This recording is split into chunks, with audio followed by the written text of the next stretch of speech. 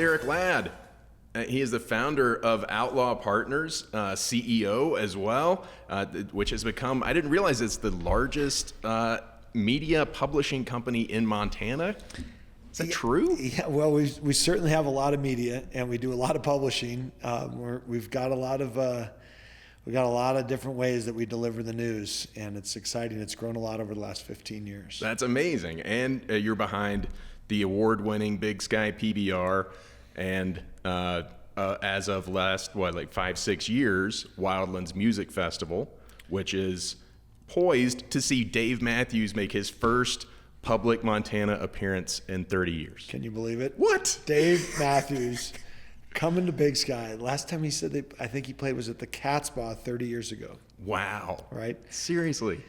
That's amazing. Pretty incredible to think that now he just got inducted into the Rock and Roll Hall of Fame and everything good that comes with Dave Matthews. He's coming to the Big Sky country. And there is an appetite for him, it sounds like. You know, I knew he'd be popular, but Joe, to think that what was about to happen when we put tickets on sale, the person that knew it was going to happen was his manager, and his manager says, well, we'll do a little bit of a release to the fan club. They deserve it. They get to buy tickets first, and then you can roll it out to your local database.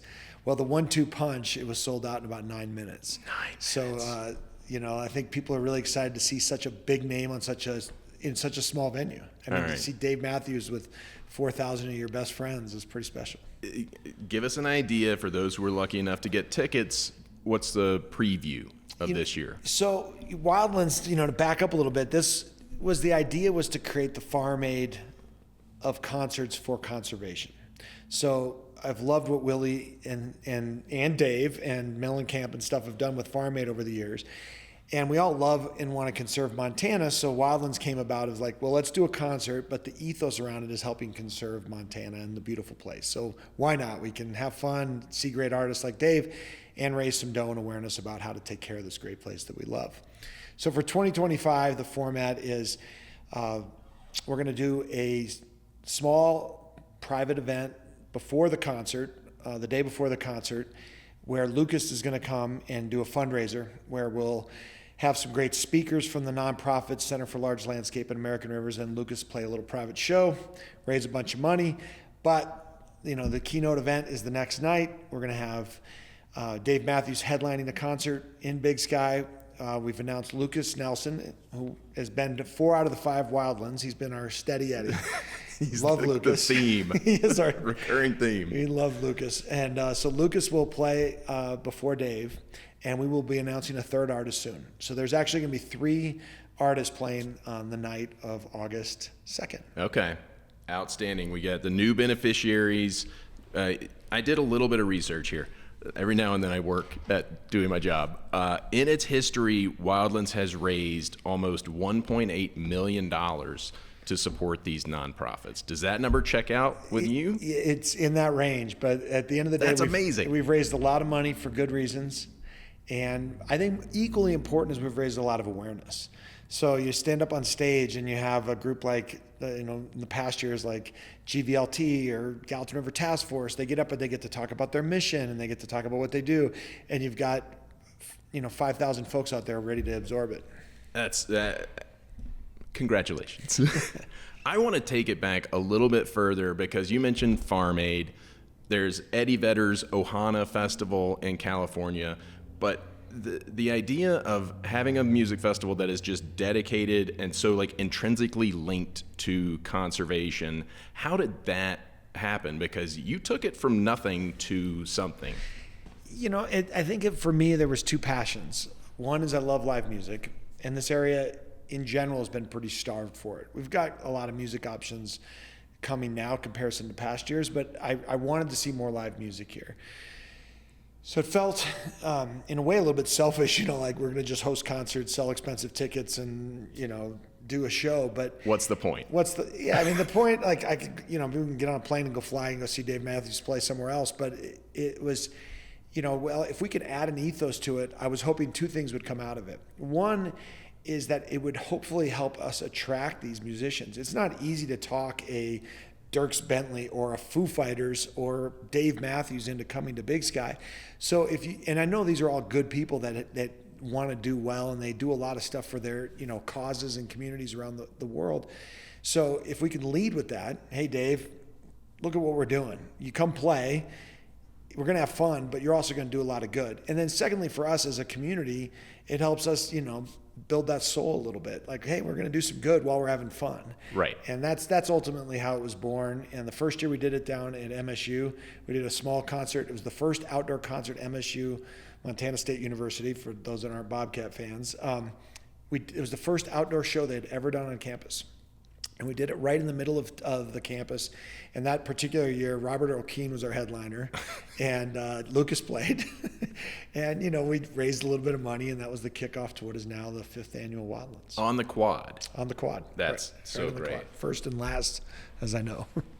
How, from that time, I'm sure you had some goals. How does what you've achieved up to this point measure up against those initial goals?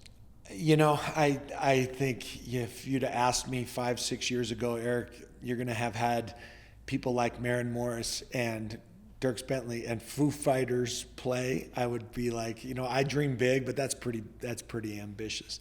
That being said, this thing all started on a chairlift ride. So if you actually go back at the original genesis of Wildlands, it was riding up a chairlift with Mike McCready, my good bud from Pearl Jam, amazing human being. He and his wife Ashley have become dear friends.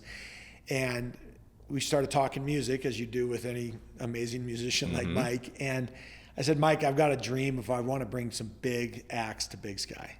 He's like, well, who are you thinking? I was like, well, Pearl Jam. He's like, whoa. He's like, easy, Eric. Slow down, buddy. So, we always dreamt big from the beginning, but Mike, ultimately, he and Ashley helped create that first year because they created a jam band where Mike came, and at that time we weren't calling it Wildlands, we called it Peak to Sky, and It's evolved since then. But Mike was really he and Ashley helped us create that first year of music, and from there it just, away it went. A super group. Yeah, the super group. To kick it off. Yeah, it was incredible to think he got, people like Duff McKagan from Guns N' Roses and Chad Smith from the Chili Peppers and Josh Klinghoffer, and then our, the Taylor Hawkins, who we all love and miss. He played that night, got to be the lead singer of his buddy's rock and roll band in Big Sky. It was fun. Some definitely a highlight. You mentioned Taylor Hawkins. The Wildlands Festival has had to be flexible and resilient. You've dealt with COVID. You've dealt with tragedy and having to sort of midstream change the flow. How do you credit the team? Who was responsible for that? I don't know. It's maybe a little bit of stubbornness, a little bit of luck. The word resilience gets thrown around a lot. I don't know. We've had all the odds stacked up against us from day one, so why not keep after it? Who'd ever think that you're going to convince these bands first to even come to Big Sky, play in a small venue? How do we put this together? We didn't even have a venue. We had to build a venue out of sagebrush fields and beg, borrow, and steal to buy a bunch of aluminum and bolt it together to make an arena. And then you start, all of a sudden you're lucky enough to get one of these bands to say yes. Like when Foo Fighters said yes, we're like, awesome. I still got the voicemail saved when their manager, JC, called me. He's like, we're coming. And I'm just like, now what? And you get the rider from them. It's a 50-page rider. And all of a sudden you need redundant generators that do not exist in this region of the country. We had to go to Seattle to get these 2 massive generators that are about the size of semis so that in the event that power ever went down, that the next generator would be there to kick on. So I had 2 generators running the entire concert. And why does it happen? I don't know. It's just, I guess just we didn't know any better, Joe. Then when you finally got them here, it started raining.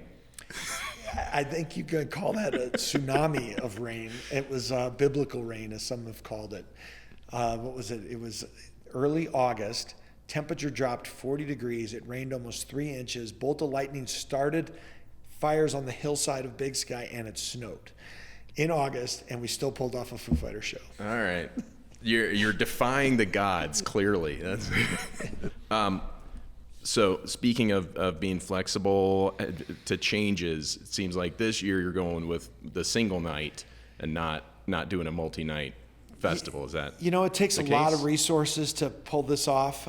So this year we decided to trim it back, really focus on one big night. Mm-hmm. We're going to do the night before to raise some dough and some awareness, and just go for one really big night. No chance to add another night? Now that you say it, Joe, we did not expect, or I shouldn't say I didn't expect, I was surprised by how fast this thing sold out. So we're happy to announce that Outlaw and Dave have agreed to do a second night, Joe. Oh, what? Yeah, so we got it. We're going to get back-to-back nights with Dave Matthews in Big Sky. So we are going to be August 2nd, August 3rd? August 1st, August 2nd. August 1st, August 2nd. There we go. Back-to-back Dave nights. That's a big news announcement right there. Yeah, you heard it here on the Hoary Marmot. That's right. We're making headlines. Yeah. All right. Tell me your ideal format moving forward, ideal lineup. What dream big. Tell me, is there room to grow, or do you love the fact that it's as intimate as it is? Size-wise, I think this is our size. I think a 5,000 person venue in a beautiful outdoor setting like this is perfect. I recognize that when you get a hot artist like Dave coming in, it sells out quick, and there's folks that can't join, and that definitely keeps me up at night. It's like, how do you figure out how to pay for something like this and be able to get the locals and the people that want to come see a show like this happen? So we'll always try to work with that and try to figure out ways to make that a good, sustainable balance. But I think one of the reasons it's got that magic is because it's small. The worst seat in the house, the seat that's got the nosebleeds of the Big Sky Arena is 200 feet from the stage. Wow. So think about that. I mean, the seat that is you're still going to need earplugs at 200 feet. So I think the size stays the same. I would like us to polish up just in terms of some of the infrastructure. We have to rent everything. I mean, literally everything. It's like a circus. It comes in, it pops up, we put up all the tents, everything, and you come back 2 days later and it's gone. It is wild to watch the thing grow. It is. And so it's like we are the three-ring circus, and I'd like to try to dial that back, figure out ways that we can try to have a little less rental impact on our stuff. But in terms of artists, like, we've done it. I mean, my goodness, we can tick off already these Hall of Fame musicians. They've got some that, are still on the horizon that I'd like to see come here. But, we're going to let fate kind of bring those people into our lives like it did with Dave. Okay. Well, something went right to get Dave Matthews here. So I'm not going to complain. You mentioned a couple of highlights. Give me just kind of one memory that stands out for you personally from your Wildlands Festival experiences. The first was, this is, / Peak to Sky. When we finished the Peak to Sky night, the last song that they played that night was Purple Rain. And we had worked so hard to pull this show off. This was, a monumental task of how to put this together. But as they kicked off Purple Rain, on cue, like almost as the song started, it started to rain. Like a light drizzle rain. Like you could not have scripted it. In fact, people accused us of like spraying water over the crowd. And so the lights kind of turned purple on stage, and here they are playing Purple Rain, and it was just incredibly memorable. And I remember standing on the side stage, just taking this moment in. Our team had worked so hard to pull it off. And then, as any good thing goes, it started to go bad. Mike McCready pulls me out on stage to let me celebrate with the artists as they're singing Purple Rain. And the next thing I know, I'm hip bumping Brandy Carlisle, singing into a mic, singing Purple Rain. And my voice, as you can tell, is not a singing voice. And I had to stop myself. I was like, God, I hope the audience does not hear me. And I hope no one got video of it. By the next morning, my inbox was full of people filming me, hip bumping Brandy on stage, singing Purple Rain. But Purple Rain was definitely a memory that I'll cherish for a long, long time. That one seems hard to top. Yeah, but there's been ones. There's stuff that's happened that you just can't. Dirk's Bentley running around with 3 bananas shoved down his pants and singing on the front, and then he takes the bananas out and he autographs them and he throws them in the crowd, and people are grabbing them, and it's been some wild stuff. It certainly is. It seems like people always leave with very special memories, and that cues up our Dumb Marmot game. This is collab partners, okay? And so the Wildlands Festival has witnessed some memorable on-stage collaborations. Personally, I've seen Jason Isbell and Lukas Nelson play Poncho and Lefty. Amazing. Yeah. And Brandy Carlisle and the Indigo Girls played Closer to Fine. And, you get these collaborations. It's so fun and unique and special, and it's like ephemeral, right? One time, and that's it. It's not something that's ever going to happen again. I'm going to name an artist collab, and you tell me which song you would like for them to perform. These are not necessarily people who are coming to Wildlands. Okay. These are artists out in the wild doing their thing.